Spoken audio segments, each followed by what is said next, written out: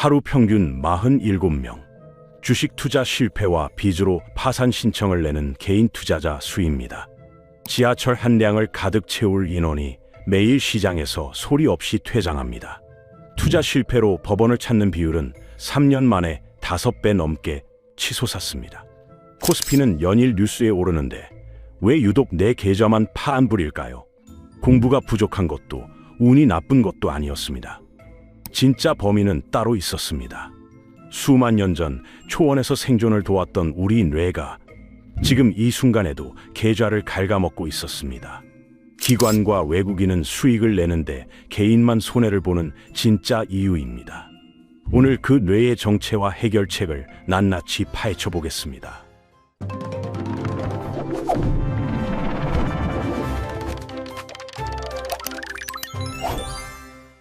하루 47명이라는 숫자는 결과였습니다.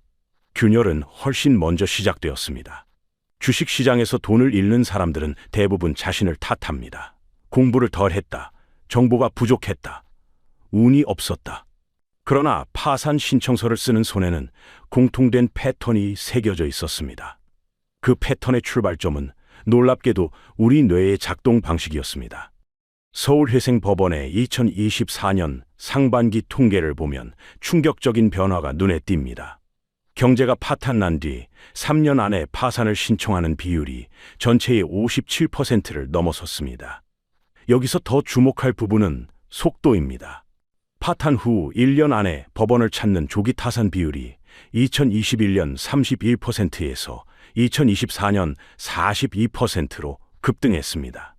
예전 같으면 몇 년은 버텼을 사람들이 이제는 1년도 못 버팁니다. 물가와 금리가 동시에 오르는 상황에서 투자 손실은 과거보다 훨씬 치명적인 타격이 되었습니다. 한번 무너지면 다시 일어서기가 어려워진 것입니다. 파산 신청자의 면면을 들여다보면 의외의 사실이 드러납니다. 상당수가 고학력자이거나 전문직 종사자였습니다. 정보가 없어서도 머리가 나빠서도 아니었습니다. 오히려 똑똑한 사람들이 더 깊은 수렁에 빠지는 경우가 많았습니다. 자신의 판단을 과신했기 때문입니다. 하지만 진짜 문제는 판단력 자체가 아니었습니다. 문제는 판단이 이루어지는 그 순간 뇌가 어떤 상태에 놓여 있느냐였습니다. 냉정할 때 내리는 결정과 공포에 질렸을 때 내리는 결정은 같은 사람이라도 완전히 다릅니다. 2024년 한 해 동안 국내 주식에 투자한 개인의 평균 수익률은 마이너스 16.77%였습니다. 1억 원을 넣었다면 1,600만 원 넘게 증발한 셈입니다. 같은 기간 코스피 지수 하락폭보다 개인의 손실이 더 컸습니다. 시장 전체가 빠진 것보다 개인 투자자가 더 많이 잃었다는 뜻입니다. 이런 현상은 2024년 만의 이야기가 아닙니다.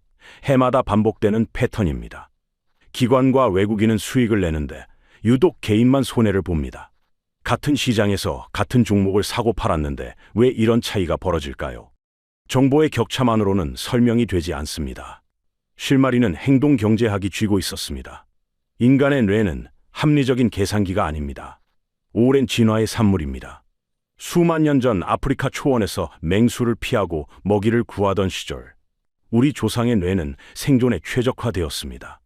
당장의 위험을 피하고 눈앞의 이익을 확보하는 것이 살아남는 길이었습니다. 그 뇌가 21세기 증권시장에서도 똑같이 작동합니다. 다만 환경이 완전히 달라졌을 뿐입니다. 초원에서 유리했던 반응이 지금은 오히려 독이 됩니다. 초원에서는 즉각적인 반응이 생존을 보장했습니다. 덤불이 흔들리면 일단 도망치는 것이 정답이었습니다. 사자인지 바람인지 확인하는 동안 잡아먹힐 수 있으니까요. 눈앞의 열매는 당장 따서 먹어야 했습니다. 내일이면 다른 동물이 가져갈 수 있으니까요. 이런 반응 방식은 야생에서 유리했습니다. 하지만 주식시장에서는 정반대로 작동합니다. 주가가 흔들릴 때 공포에 질려 던지면 손해가 확정됩니다. 눈앞의 작은 수익을 당장 확보하려다 큰 수익을 놓칩니다. 뇌과학자들이 기능성 자기공명 영상 장치로 투자자의 뇌를 촬영한 연구가 있습니다. 손실이 발생하는 순간 뇌의 편도체가 활성화됩니다. 편도체는 공포와 위협을 감지하는 영역입니다. 우리가 무서움을 느낄 때 반응하는 부위입니다. 동시에 전두엽의 활동은 줄어듭니다. 전두엽은 이성적 사고와 계획을 담당하는 영역입니다. 쉽게 말해 돈을 잃는 순간 우리 뇌는 공포 모드로 전환되고 이성은 뒷전으로 밀려납니다. 일시적으로 판단력이 떨어지는 것입니다. 이 상태에서 내리는 결정이 합리적일 리 없습니다. 손절해야 할 때 버티고 버텨야 할 때 던집니다. 그리고 이 잘못된 결정이 작은 손실을 큰 손실로, 큰 손실을 파산으로 키웁니다. 하루 47명은 이렇게 만들어집니다. 그들이 특별히 어리석어서가 아닙니다. 인간이라서 그렇습니다. 뇌의 구조 자체가 현대 금융시장에 맞지 않게 설계되어 있기 때문입니다. 그렇다면 해법은 무엇일까요? 뇌를 바꿀 수는 없습니다. 진화에는 수만 년이 걸립니다. 하지만 뇌의 작동 방식을 이해하면 대비할 수 있습니다. 적의 전략을 알면 방어할 수 있는 것처럼 우리 안에 생존 본능을 알면 그것이 발동하기 전에 막을 수 있습니다. 지금부터 그 생존 본능이 투자에서 어떻게 발목을 잡는지 하나씩 살펴보겠습니다. 첫 번째는 손실 앞에서 얼어붙는 현상입니다. 2002년 노벨 경제학상은 심리학자에게 돌아갔습니다. 데니얼 카너먼이라는 이름이 경제학의 역사를 바꾼 순간이었습니다. 그는 동료 아모스 트버스키와 함께 인간이 이익과 손실을 어떻게 다르게 느끼는지 연구했습니다. 이 연구 결과를 전망 이론이라고 부릅니다. 쉽게 말해 같은 금액이라도 버는 기쁨과 잃는 고통의 크기가 다르다는 이론입니다. 이 발견이 왜 우리가 손절을 못하는지 정확히 설명해 줍니다. 카너먼의 실험은 이랬습니다. 사람들에게 두 가지 선택지를 줍니다. 첫 번째, 확실하게 10,000원을 받는다. 두 번째, 동전을 던져 앞면이 나오면 200만 원을 받고 뒷면이 나오면 아무것도 못 받는다. 수학적으로 기대값은 같습니다. 둘 다 평균 100만 원입니다. 그런데 대부분의 사람들은 첫 번째를 선택합니다. 확실한 이익을 선호하는 것입니다. 손에 쥔 100만 원이 불확실한 200만 원보다 낫다고 느낍니다. 이번에는 상황을 뒤집어 봅니다. 첫 번째, 확실하게 100만 원을 잃는다. 두 번째, 동전을 던져 앞면이 나오면 200만 원을 잃고 뒷면이 나오면 아무것도 잃지 않는다. 기대값은 역시 같습니다. 그런데 이번에는 정반대 결과가 나옵니다. 대부분이 두 번째를 선택합니다. 확실한 손실을 피하기 위해 더 큰 손실의 위험을 감수하는 것입니다. 같은 사람이 이익 앞에서는 보수적으로, 손실 앞에서는 공격적으로 변합니다. 이 비대칭이 핵심입니다. 카너먼은 이 현상을 수치로 환산했습니다. 100만 원을 잃을 때의 고통은 100만 원을 벌 때의 기쁨보다 약 2배에서 2배 반 더 큽니다. 우리 뇌는 손실을 극도로 싫어합니다. 손실의 고통이 이익의 기쁨보다 훨씬 강렬하게 느껴지는 것입니다. 이런 성향을 손실 회피라고 부릅니다. 그래서 손실을 확정짓는 행위, 즉 손절을 뇌가 본능적으로 거부합니다. 팔기 버튼을 누르는 순간 고통이 현실이 되니까요.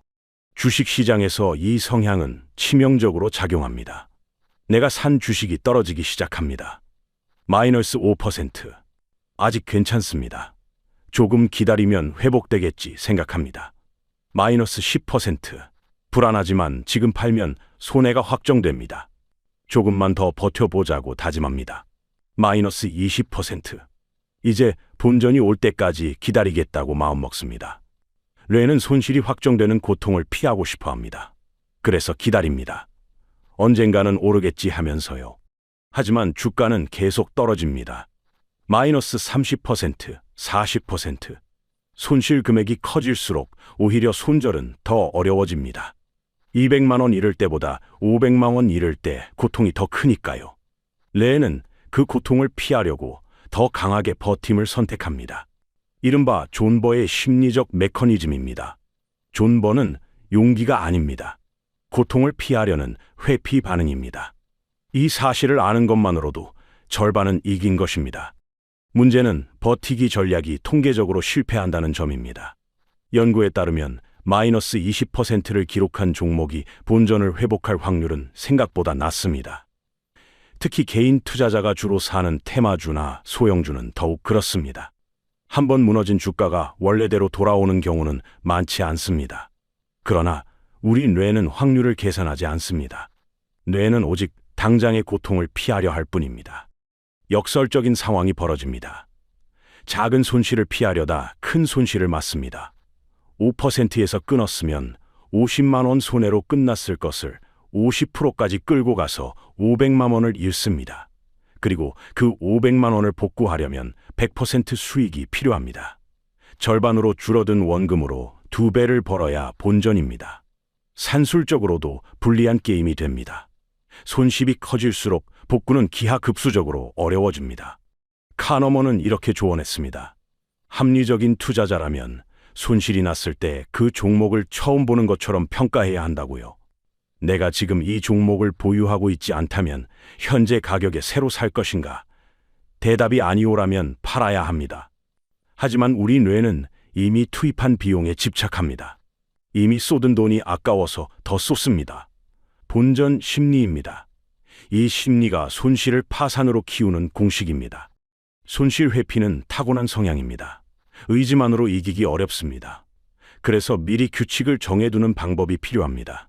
뇌가 공포에 휩싸이기 전에 냉정할 때 만들어둔 규칙이 대신 결정을 내리게 하는 것입니다. 구체적인 방법은 뒤에서 다루겠습니다. 지금 중요한 것은 이 성향의 존재를 인식하는 일입니다. 적의 정체를 알아야 대비할 수 있습니다. 그런데 손실을 못 끊는 것만이 문제가 아닙니다. 이익을 못 키우는 것도 똑같이 심각한 문제입니다. 앞에서 손실을 못 끊는 현상을 살펴봤습니다. 그런데 동전의 반대편에 또 다른 문제가 있습니다. 이익을 못 키우는 것입니다. 행동경제학자들은 이 현상을 처분 효과라고 부릅니다. 이름이 어렵지만 내용은 간단합니다. 오르는 주식은 빨리 팔고 내리는 주식은 오래 들고 있는 경향입니다. 정반대로 해야 수익이 나는데 말입니다. 자본시장 연구원이 국내 개인 투자자 약 20만 명의 거래 내역을 분석한 연구가 있습니다. 코로나가 터진 2020년의 실제 데이터입니다. 결과는 명확했습니다. 매수 가격을 기준으로 주가가 오른 주식을 팔 확률이 주가가 내린 주식을 팔 확률보다 2배 이상 높았습니다. 수익이 나면 서둘러 팔고 손실이 나면 계속 들고 있었던 것입니다. 그리고 이 경향이 강한 투자자일수록 전체 수익률은 저조했습니다. 데이터가 명확하게 보여주는 사실입니다. 왜 이런 일이 벌어질까요? 이익이 난 주식을 보면 뇌가 불안해집니다. 지금 이 이익이 사라지면 어쩌지? 5% 수익이 눈앞에 있습니다. 뇌는 이것을 당장 확보해야 할 먹이로 인식합니다. 원시 시대의 조상이라면 눈앞의 열매를 즉시 따서 먹었을 것입니다. 내일 다른 동물이 가져갈 수 있으니까요. 그래서 팝니다. 5% 수익을 얼른 주머니에 넣습니다. 안심이 됩니다. 반면 손실이 난 주식은 다르게 처리됩니다. 앞장에서 설명한 손실 회피가 작동합니다. 팔면 손실이 확정됩니다. 그 고통을 피하고 싶습니다. 그래서 버팁니다. 언젠가 오르겠지 기대하면서요. 결국 오르는 주식은 짧게, 내리는 주식은 길게 들고 갑니다. 수익은 일찍 잘라내고 손실은 한없이 키웁니다. 마치 정원에서 예쁜 꽃은 뽑아버리고 잡초에만 물을 주는 것과 같습니다. 피터 린치라는 전설적인 펀드 매니저가 남긴 말이 있습니다. 투자자들은 꽃에 물을 주고 잡초를 뽑아야 하는데 대부분 정반대로 한다고요. 이 비유가 처분 효과를 정확히 설명합니다. 주가가 오르는 종목은 어떤 이유로 오르고 있는 것입니다. 실적이 좋거나 산업 전망이 밝거나 시장의 관심을 받고 있거나 그 이유가 여전히 유효하다면 앞으로도 오를 가능성이 높습니다. 반대로 내리는 종목은 어떤 이유로 내리고 있는 것입니다. 그 이유가 해소되지 않았다면 계속 내릴 가능성이 높습니다. 이 단순한 논리가 실행되지 않는 이유는 뇌의 구조 탓입니다. 우리 뇌에는 불확실한 미래보다 확실한 현재를 선호하도록 설계되어 있습니다. 야생에서는 눈앞의 이익을 즉시 확보하는 것이 합리적이었습니다. 기다리는 것 자체가 위험이었습니다. 언제 맹수가 나타날지, 언제 다른 무리가 먹이를 빼앗을지 모르니까요. 이런 유전자가 21세기 주식시장에서도 그대로 작동합니다. 환경은 완전히 바뀌었는데 뇌는 그대로입니다. 처분 효과를 극복하려면 감정을 배제한 기준이 필요합니다. 매수할 때 목표 가격을 미리 정해두는 것입니다. 이 가격에 도달하면 판다. 혹은 이 조건이 바뀌면 판다. 냉정할 때 만들어둔 규칙이 흥분하거나 불안할 때의 감정을 대신해야 합니다. 수익이 나고 있다고 불안해할 필요 없습니다. 수익이 나는 이유가 여전히 유효하다면 계속 들고 있어도 됩니다. 손실이 나고 있다고 무작정 버틸 필요도 없습니다. 손실이 나는 이유가 해소되지 않았다면 정리해야 합니다. 문제는 말처럼 쉽지 않다는 점입니다. 뇌는 논리가 아니라 감정으로 작동합니다. 아무리 규칙을 정해도 막상 그 순간이 되면 지키기 어렵습니다. 수익이 5% 났는데 목표가는 20%입니다. 지금 팔고 싶은 충동이 밀려옵니다. 손실이 10%인데 손절 라인은 15%입니다. 조금만 더 버티면 회복될 것 같습니다. 이렇게 규칙이 무너집니다. 인간의 의지에만 의존하면 실패합니다. 해결책은 의지를 시험하지 않는 것입니다. 타고난 성향을 이기려 하지 말고 그 성향이 개입할 수 없는 구조를 만들어야 합니다. 감정이 끼어들 틈 자체를 없애는 것입니다. 결심만으로는 안 됩니다. 환경을 바꿔야 합니다. 규칙이 감정을 대신하게 만들어야 합니다. 어떻게 그런 구조를 만들 수 있을까요? 구체적인 방법은 뒤에서 다루겠습니다. 그 전에 먼저 짚고 넘어갈 것이 있습니다. 개인 투자자만 이런 성향에 휘둘리는 걸까요? 기관 투자자나 외국인은 어떻게 다를까요? 여기까지 읽으면 의문이 생깁니다. 개인 투자자만 이런 심리에 휘둘리는 걸까요? 기관 투자자나 외국인은 다른 뇌를 가지고 있는 걸까요? 물론 그들도 인간입니다. 같은 심리적 약점을 가지고 있습니다. 하지만 결정적인 차이가 있습니다. 그들은 감정이 아니라 규칙으로 움직입니다. 그리고 개인의 심리적 약점을 역이용합니다. 2023년 한 해 동안의 성적표를 보면 그 차이가 선명하게 드러납니다. 기관은 플러스 6.6%, 외국인은 플러스 3.9%를 벌었습니다. 개인은 마이너스 3.3%를 잃었습니다. 세 집단이 같은 시장에서 같은 종목을 사고 팔았는데 개인만 유일하게 손해를 봤습니다. 2024년에는 격차가 더 벌어졌습니다. 앞서 말씀드린 대로 개인의 평균 손실률이 마이너스 16%대를 기록했습니다. 같은 판에서 누군가는 돈을 벌고 누군가는 잃는다면 구조적인 이유가 있는 것입니다. 현대 주식시장의 거래 중 상당 부분은 컴퓨터 프로그램이 처리합니다. 미리 짜놓은 규칙대로 자동으로 사고 파는 프로그램입니다. 이런 프로그램은 밀리초 단위로 주문을 냅니다. 사람이 눈 깜빡할 시간에 수십 번의 거래를 합니다. 이 프로그램에는 감정이 없습니다. 공포도 탐욕도 느끼지 않습니다. 미리 입력된 규칙대로만 움직입니다. 손절 가격에 도달하면 자동으로 팝니다. 목표 가격에 도달해도 자동으로 팝니다. 인간의 약점이 개입할 틈이 없습니다. 기관 투자자들은 여기서 한 발 더 나아갑니다. 개인 투자자의 행동 패턴을 분석합니다. 언제 공포에 질려 던지는지, 언제 탐욕에 휩쓸려 추격 매수하는지 데이터로 파악합니다. 그리고 그 타이밍을 노립니다. 개인이 공포에 질려 투매할 때가 기관의 매수 타이밍입니다. 주가가 바닥일 때 싸게 줍는 것입니다. 개인이 탐욕에 눈멀어 고점에서 매수할 때가 기관의 매도 타이밍입니다. 비싸게 넘기는 것입니다. 이것은 음모가 아니라 시장의 구조입니다. 주식은 누군가 팔아야 누군가 살 수 있습니다. 누군가 싸게 사면 누군가는 싸게 판 것입니다. 규칙을 가진 쪽과 감정에 휘둘리는 쪽이 만나면 결과는 정해져 있습니다. 개인 투자자의 손실이 기관의 수익으로 이전되는 구조입니다. 이 사실을 인식하는 것이 첫걸음입니다. 주식 앱의 디자인도 주의 깊게 살펴볼 필요가 있습니다. 빨간색과 파란색의 깜빡임, 실시간으로 변하는 숫자들, 체결될 때마다 울리는 알림음. 이 모든 요소가 뇌를 자극합니다. 수익이 나면 빨간 숫자가 커집니다. 뇌에서 쾌감을 느끼게 하는 화학물질이 분비됩니다. 기분이 좋아집니다. 손실이 나면 파란 숫자가 깜빡입니다. 뇌에서 스트레스 호르몬이 분비됩니다. 불안해집니다. 이 감정의 롤러코스터가 중독을 만듭니다. 실제로 주식 중독은 도박 중독과 비슷한 뇌 활동을 보입니다. 즉각적인 보상과 손실이 번갈아 나타나면서 뇌가 점점 더 강한 자극을 원하게 됩니다. 투자 금액이 커집니다. 매매 빈도가 늘어납니다. 더 위험한 종목에 손을 대게 됩니다. 시장이 열려 있는 동안 계속 앱을 들여다봅니다. 확인하지 않으면 불안합니다. 들여다볼수록 매매 충동이 커집니다. 매매를 많이 할수록 수수료가 쌓이고 판단 실수도 늘어납니다. 연구에 따르면 매매 빈도와 수익률은 반비례합니다. 자주 거래하는 투자자일수록 수익률이 낮습니다.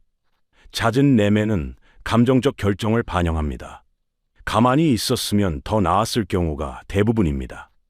아무것도 하지 않는 것이 최선인 경우가 많습니다. 이 구조에서 빠져나오려면 먼저 인식이 필요합니다. 내가 지금 느끼는 충동이 합리적 판단인지 아니면 뇌의 화학 반응인지 구별해야 합니다. 앱을 열고 싶은 충동이 들 때 스스로에게 물어보십시오. 지금 확인해서 달라지는 것이 있는가?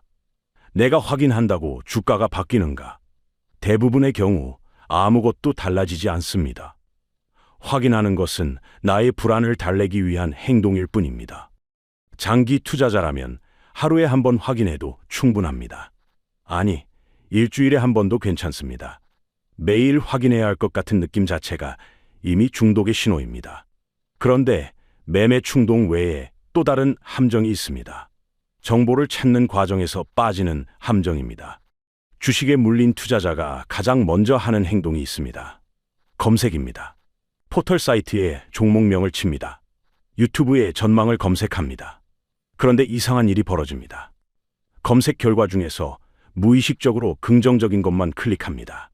부정적인 제목은 눈에 잘 들어오지 않습니다. 들어와도 넘깁니다.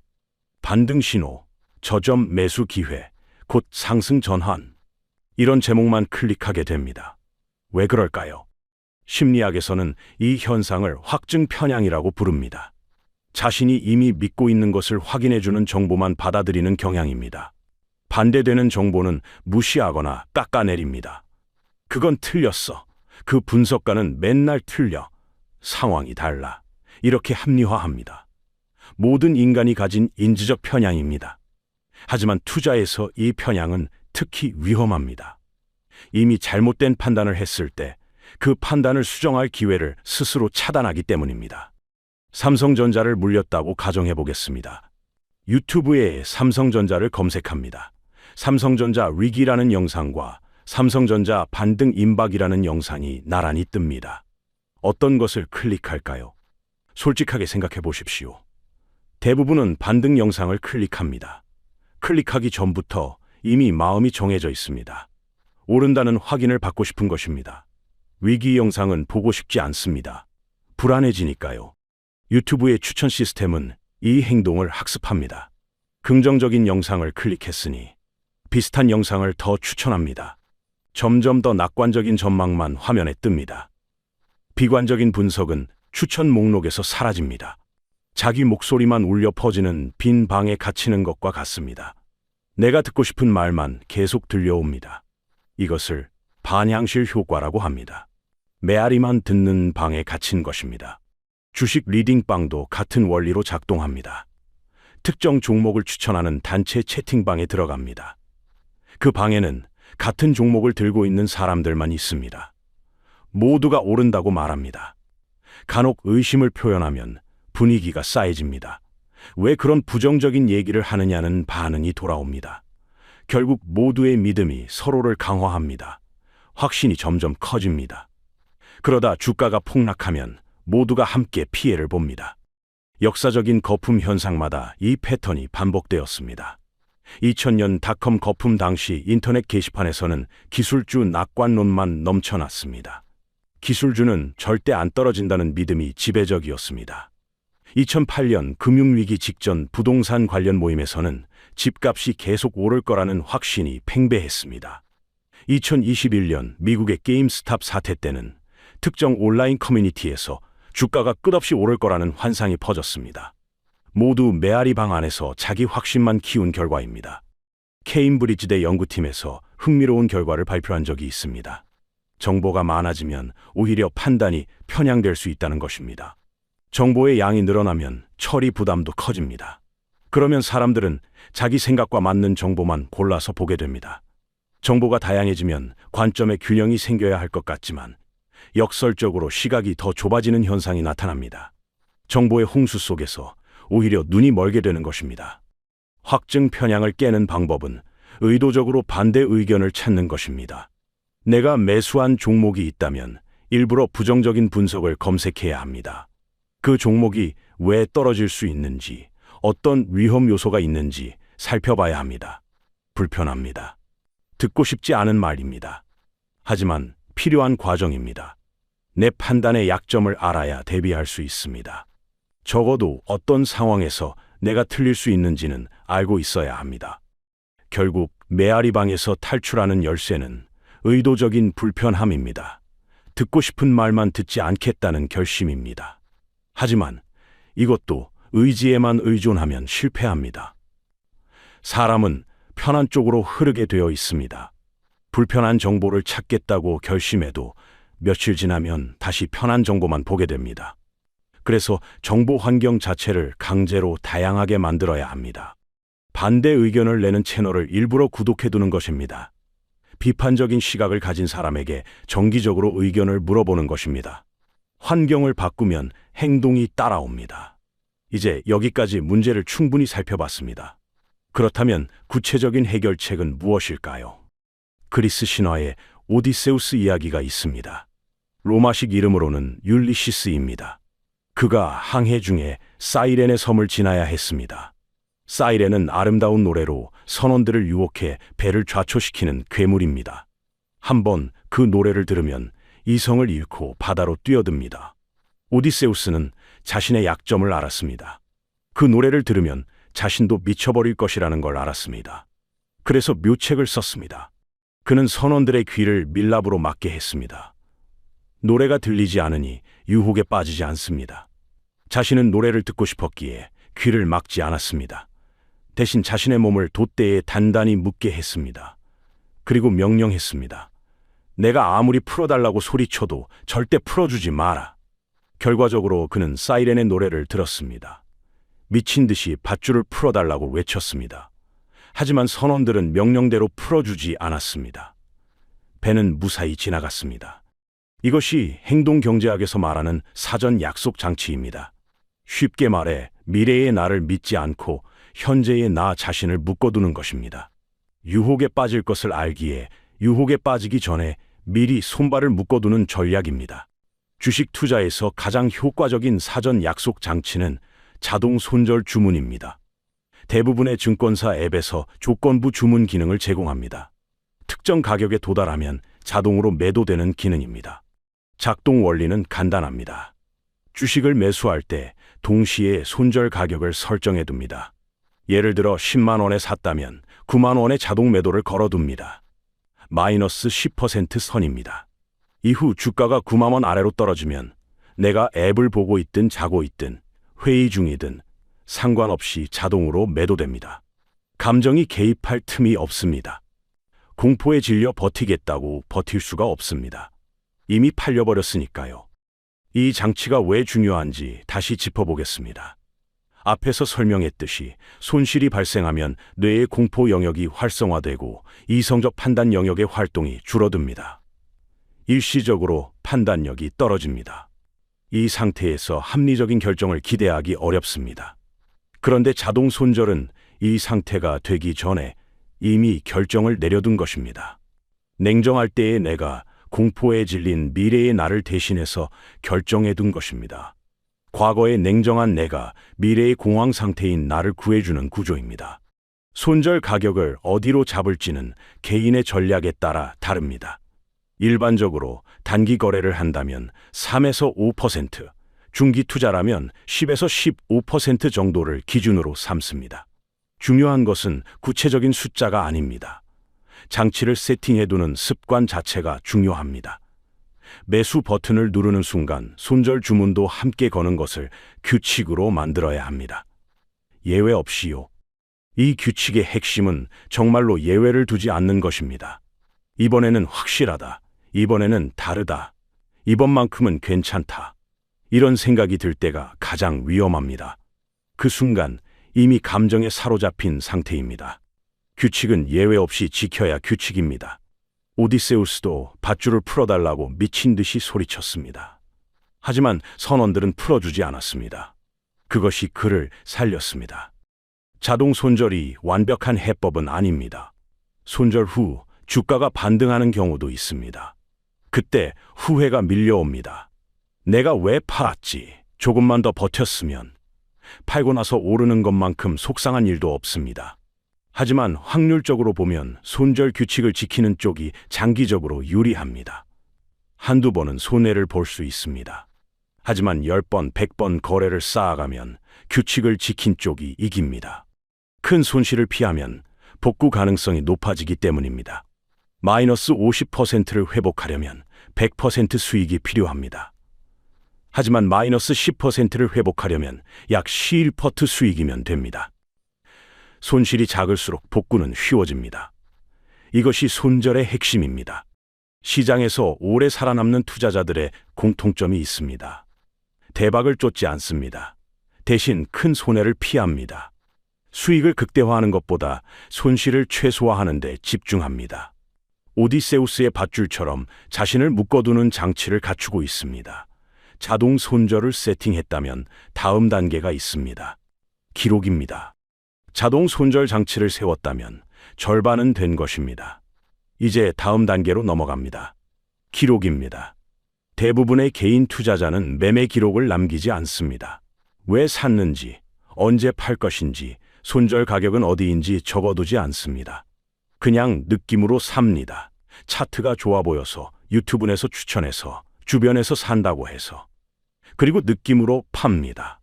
불안해서, 지겨워서, 다른 종목이 더 좋아 보여서. 이것이 실패의 패턴입니다. 기록이 중요한 이유는 메타인지 때문입니다. 메타인지란 자신의 생각을 한 발짝 떨어져서 바라보는 능력입니다.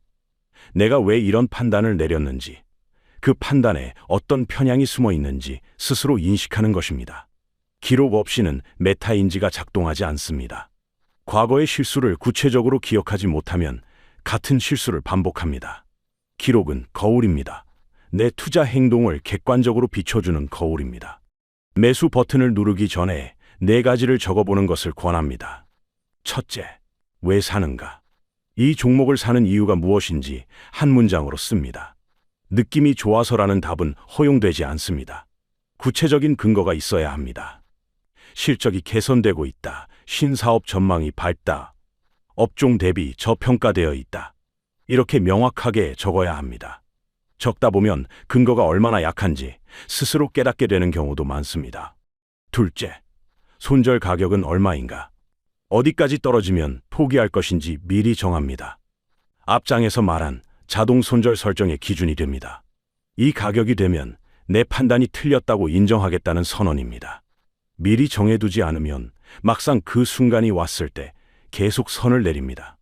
조금만 더, 조금만 더. 이렇게 끝없이 밀려납니다. 셋째, 목표 가격은 얼마인가? 어디까지 오르면 팔 것인지 정합니다. 목표 없이 사면 앞서 설명한 처분 효과에 빠집니다. 조금 오르면 불안해서 팔게 됩니다. 목표가 있으면 그 가격까지는 들고 갈 명분이 생깁니다. 수익이 나고 있는데 왜 불안해하지? 아직 목표에 안 왔잖아. 이렇게 스스로를 설득할 수 있습니다. 넷째, 틀렸을 때 어떻게 할 것인가? 예상대로 되지 않을 경우에 대응 방안을 미리 생각해 둡니다. 실적이 예상보다 나쁘면 어떻게 하지? 시장 상황이 급변하면 어떻게 하지? 대안이 있어야 당황하지 않습니다.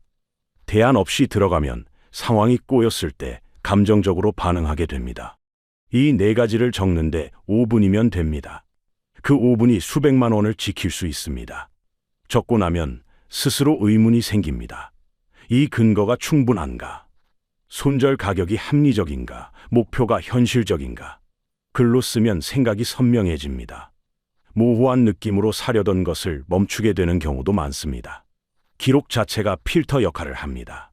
여기서 한 가지 방법을 더 소개합니다. 대화형 인공지능을 활용하는 것입니다. 요즘 누구나 쓸 수 있는 AI 챗봇에게 내 매수 이유를 말해보는 것입니다. 그리고 이렇게 요청합니다.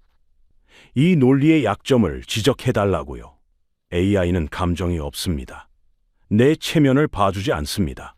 냉정하게 반론을 제시합니다. 친구한테 물어보면 괜찮은 것 같은데 하고 넘어갈 수 있습니다. AI는 그렇게 봐주지 않습니다.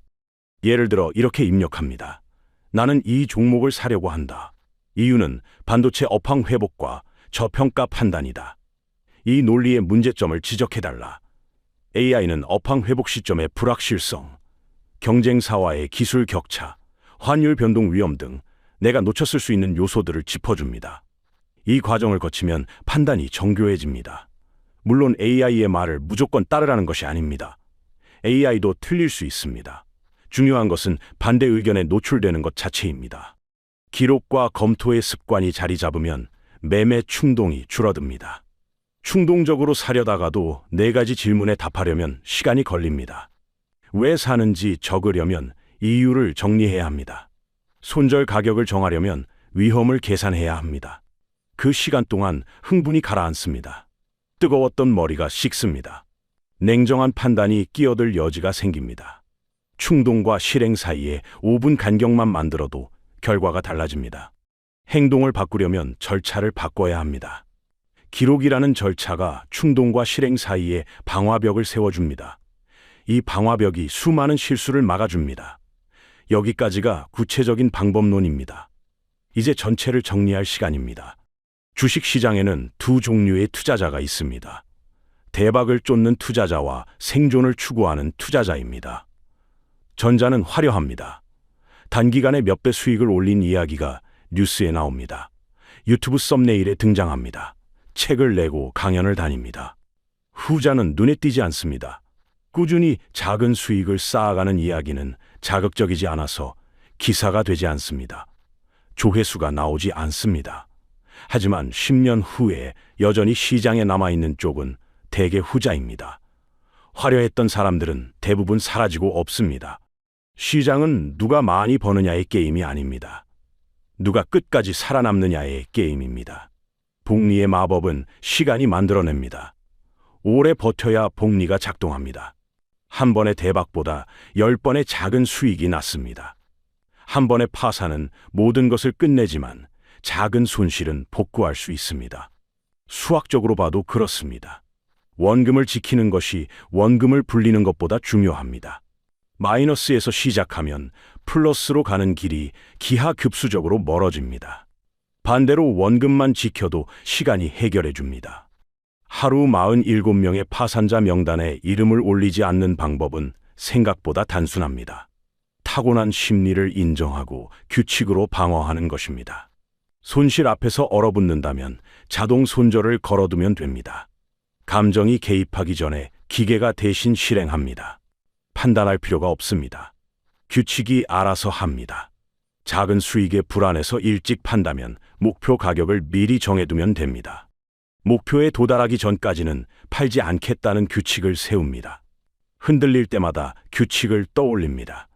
내 귀에 좋은 소리만 들린다면 반대 의견을 일부러 찾아서 구독해두면 됩니다.